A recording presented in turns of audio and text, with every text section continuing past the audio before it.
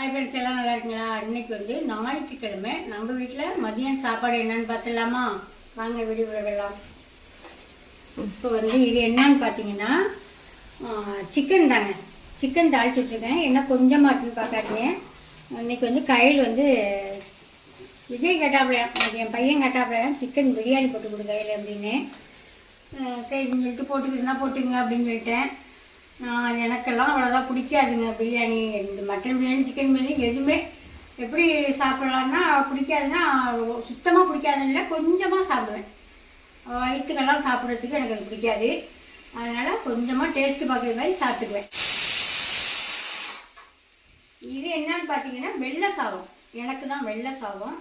இது என்னன்னு பார்த்தீங்கன்னா சிக்கன் குழம்பு, கொஞ்சமாக சிக்கன் குழம்பு வைக்கிறேன். பிரியாணிக்கும் போட்டுக்கிட்டு சாப்பிடலாம், வெள்ளை சாதத்துக்கு ஆகும். கெட்டியான தயிர் வச்சுருக்கேன், போட்டுக்கிட்டு சாப்பிட்டுக்கலான்னு வெள்ளை சாதம் கொஞ்சம் ரெடி ஆகிடுச்சு. இப்போ ஃபஸ்ட்டு இது இப்போ நான் வந்து சிக்கன் தான் இப்போ நான் குழம்பு மாதிரி வைக்கிறதுக்காக கொஞ்சமாக போட்டு உருளைக்கிழங்கு, சிக்கன், தக்காளி, வெங்காயம், இதுக்கு சோம்பு போட்டு தாளிச்சிருக்கேன், வதக்கிக்கிட்டு இருக்கேன். இப்போ இது நல்லாவே எல்லாமே வதங்கிடுச்சு. கறியும் நல்லா அரை வேக்காடு வந்துடுச்சு. இதுக்கு வந்து நம்ம வீட்டில் ரெடி பண்ணுறோம்ல சிக்கன் மசாலா, அதுதான் ஒரு ஸ்பூன் போடும். நீங்கள் எவ்வளோ கறி எடுக்கிறீங்களோ அதுக்கு தகுந்தது மாதிரி போட்டுங்க. நான் இப்போ ஒரு 2 ஸ்பூன் போட்டுக்கிறேன். இதுக்கு எந்த ஜாமானுமே நம்ம சேர்க்க மாட்டேன். நான் வந்து தேங்காய் ஊற்ற மாட்டேன். உங்களுக்கு தேங்காய் பிடிக்கும்னா நீங்கள் தேங்காய் கொஞ்சோண்டு நல்லா இது உப்பெல்லாம் போட்டு இதுக்கு தேவையான தண்ணி ஊற்றி இறக்க போகிற பக்குவத்தில் தேங்காய் ஊற்றி இறக்கிடுங்க. நான் தேங்காய் ஊற்ற மாட்டேன். இப்போ நல்லா ஒரு வதக்கிட்டு கொஞ்சமாக தண்ணி சேர்த்துக்கிறேன். அவ்வளோ அருமையாக இருக்குங்க இந்த பொடியெல்லாம். நானே இப்போ என்ன பேசிக்கணும்னா நானும் கையிலும் இதெல்லாம் தெரியாமல் தான் நம்ம கடையில் வாங்கி சாப்பிட்டோம். இப்போ நம்ம ரெடி பண்ணி எல்லாருக்கும் கொடுக்க போக சூப்பராக இருக்குல்ல, சாப்பிட்றதுக்கே அவ்வளோ ஒரு அருமையாக நல்லா இருக்குங்க. நாங்களும் கடையில் வாங்கி தான் எல்லாம் பாக்கெட்டாக வாங்கி தான் போடுவோம். இப்போ நம்ம ரெடி பண்ண போகையில் அவ்வளோ அருமையாக இருக்குது. மட்டன் மசாலாவில் அந்த என்ன சேர்க்குறோம்ப்பா, பாதாம், முந்திரி, கசகசா சேர்க்குறோம்ல, அதனால இந்த மட்டன் குழம்பு அவ்வளோ அருமையாக இருக்குது. வாங்குறவங்களுமே நல்லா தரமாக நல்லா செஞ்சு கொடுக்குறீங்கம்மான்னு சொல்கிறீங்க. அதே மாதிரி தான் கடைசி வரையும் தரமாக செஞ்சு தருவாங்க. இப்போ இதை நல்லா வதக்கி விட்டேன். இதுக்கு தேவையான தண்ணி ஊற்றிக்கலாம். நான் கிரேவி மாதிரி தான் வைக்க போகிறேன். நல்லா கொஞ்சமாக தண்ணி ஊற்றிக்கலாம். இதுக்கு இப்போ நல்லா கலரி விட்டுட்டு தேவையான உப்பை போட்டு நல்லா ஒரு கொதி வந்ததுக்கு பிற்பாடு இறக்கி வச்சுருவேன். அவ்வளோதான், இதோட வேலை முடிஞ்சிச்சு. இப்போ இன்றைக்கி யார் நம்ம வீட்டில் பிரியாணி போட போகிறான்னு பார்த்தீங்கன்னா கையில் தாங்க பிரியாணி போட போகிறாப்புல. என்னோடய வேலை முடிஞ்சிச்சு. இந்த குழம்பு இறக்கி வச்சுட்டு சாதத்தை இறக்கி வச்சுட்டு இப்போ ஸ்ட்ராங்காக ஒரு டீ போட்டு கடைக்கும் கொடுத்து விட்டு நானும் கொஞ்சம் குடிச்சிட்டு நான் ரெஸ்ட் எடுக்க போகிறேன். கையில் தான் இன்றைக்கி பிரியாணி போட போகிறாப்புல. அப்புறம் முட்டை வச்சு வச்சுருக்கு தொட்டுக்கிட்டு. இப்போ நம்ம எல்லாம் ரெடி பண்ணட்டும். ரெடி பண்ணியில் பார்க்கலாம். தக்காளி வெங்காயம் அரிஞ்சிட்டியா கையில்? அரிஞ்சிட்டேன். தாளிச்சு விட வேண்டியதான். நீங்கள் அதை இறக்கிட்டீங்கன்னா தாளிச்சு விட வேண்டியது. அது எப்படி பிரியாணி செய்யுதுன்னு உங்களுக்கு காமிக்கும். பிரியாணிக்கு, கோழி பிரியாணிக்கு என்னென்ன ரெடி பண்ணியிருக்குன்னு பார்த்துருவோமா? வாங்க. எடுத்துருக்க அரிசி வந்து ஒரு 1/2 கிலோ அரிசி தான் நான் எடுத்து வச்சுருக்கேங்க. 1/2 கிலோ அரிசியும் நம்ம வீட்டில் நான் எப்போதும் ரெகுலராக சமைக்கிற அரிசி தான். நல்லாயிருக்கும். இதே பொன்னி அரிசி மாதிரி சூப்பராக இருக்கும். நாங்கள் டக்குன்னு தக்காளி சாதம், லெமன் சாதம் இதில் தான் நான் ஊற வச்சு செய்வேன். அருமையாக இருக்கும் இது. அதனால் நான் கடைக்கு போகவும் நேரம் இல்லை, கடைக்கெல்லாம் போகல. இந்த அரிசி வீட்டில் உள்ள அரிசியை ஒரு 1/2 கிலோ எடுத்து வச்சுருக்கேன். எடுத்து ஒரு 1/2 மணி நேரம் ஊற வச்சு நல்லா வடிகட்டி வச்சுட்டேன். அப்புறம் அதுக்கு வந்து வெங்காயம் அரிஞ்சு வச்சுருக்கேன் பாருங்க. வெங்காயம்லாம் நிறையா தான் போடுவாங்க. அதனால் நல்லா ஒரு 3/4 கிலோ வெங்காயம் கிட்ட அரிஞ்சு வச்சுருக்கு.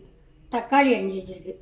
அப்புறம் கருவேப்பிலை, புதினா, கொத்தமல்லி. அப்புறம் அதுக்கு தேவையான ஒரு 2 இலை எடுத்து வச்சுருக்கு. பட்டை எடுத்து வச்சுருக்கு. ஸ்டார் எடுத்து வச்சுருக்கு. கல்பாசி, கிராம்பு இது எடுத்து வச்சுருக்கு. தாளிக்கிறதுக்கு ஏலக்காய். இப்போ அதை தாளிக்கட்டும். நான் காமிக்கிறேன் எப்படி தாளிக்கிறது, எப்படி செய்யுதுன்னு.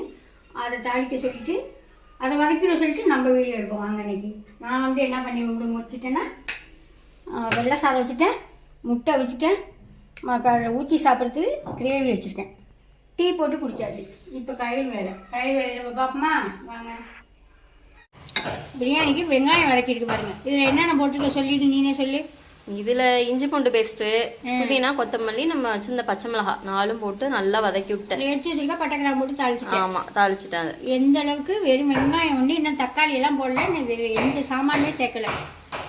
வெங்காயம் ஒண்டியும் புதினா கொத்தமல்லி எந்த அளவுக்கு தைலம் மாதிரி வதக்கிட்டு பாருங்க. நமக்கு இந்த அளவுக்குலாம் பொறுமை பத்தாதுங்க, அதனால் நான் செய்ய மாட்டேன். சரி, இப்போ இதில் வந்து மறுபடியும் என்ன சேர்க்க போகிறேன்? இதில் இப்போ வந்து தக்காளி சேர்க்க மாட்டேன் நான். ஃபர்ஸ்ட் வந்து மசாலா சேர்த்துருவேன். மசாலா வந்து இது எந்த மசாலா எடுத்துருக்கேன்? நம்மளோட பிரியாணி மசாலா, கொஞ்சோண்டு மஞ்சத்தூள், அவ்வளோதான். அது மட்டும் தான். இது நம்ம வீட்டில் ரெடி பண்ணுற பிரியாணி மசாலா. இதுலேயே தான் மட்டன் குழம்பும். ஆமாம், இதே தான் மட்டன் குழம்பும் வைக்கணும். அந்த மட்டன் குழம்புக்குன்னு நம்ம கொடுக்குற மிளகாய் பொடி உங்களுக்கெல்லாம் கொடுத்துக்கிட்டு இருக்கிறோம். அந்த பொடி தான் இப்போ எடுத்துருக்கு. அதுலேயே தான் பிரியாணியும் நாங்கள் செஞ்சுக்கிட்டு இருக்கோம். நாங்கள் 2-3 வாட்டி செஞ்சுட்டோம். அருமையாக இருக்கும். கொஞ்சமாக மஞ்சத்தூள் எடுத்துருக்கு. இப்போ இது சேர்த்துற வகையில் சேர்த்துடலாம். அதுதான், இது நல்லா கலர் வர வரைக்கும் வதக்கி விட்டுறலாம். சரி, பிரியாணி செஞ்சுட்டு இன்னும் படம் தான். குளிச்சு மொழி ஃப்ரெஷ் ஆயிட்டீங்களா? இப்போ நம்ம மசாலா பொடியெல்லாம் போட்டோம்ல, இந்த மசாலா பொடியெல்லாம் எந்த அளவுக்கு நல்லா கலர் கொடுத்து எப்படி இருக்குது பாருங்க. சூப்பராக இருக்கா? இன்னுமே தான் இதில் தக்காளியே சேர்க்க போதும். சரி, தக்காளி சேர்த்து வதக்கு, அப்புறமா காமிப்போம். சரி, அவ்வளோதாங்க. பிரியாணிக்கு தக்காளி எல்லாம் போட்டு வதக்கிடுச்சு. அதில் சிக்கன் சேர்த்துறவா? இவ்வளோ சிக்கன் சேர்க்க போகிறோம். அவ்வளோதான். இஞ்சி பூண்டு பேஸ்ட்டு எல்லாமே போட்டு இல்லை?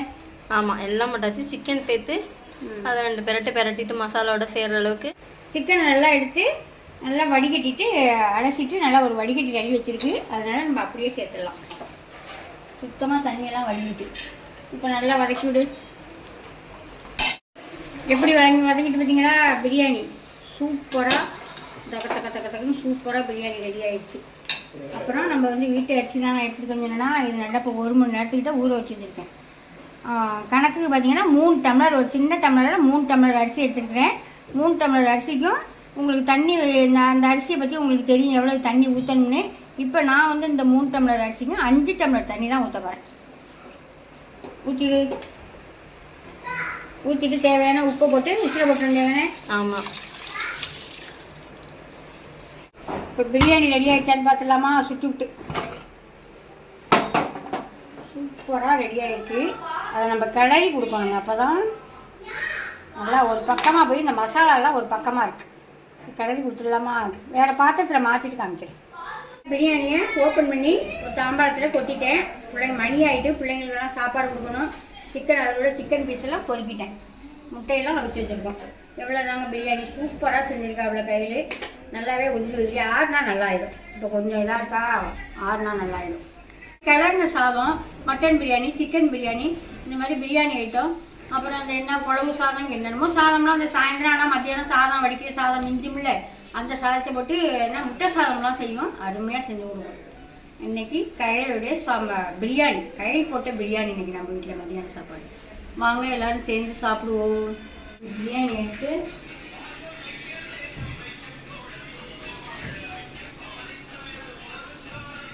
வழியெல்லாம் பண்ணிட்டு தான் இருக்கு. அருமையாக இருக்குது சிக்கன் பிரியாணி. ஊரெல்லாம் இன்னைக்கு ஞாயிற்றுக்கிழமை என்ன சாப்பாடு கமெண்ட்ல சொல்லுங்கள். அடுத்த வீடியோவில் பார்ப்போம். பாய்.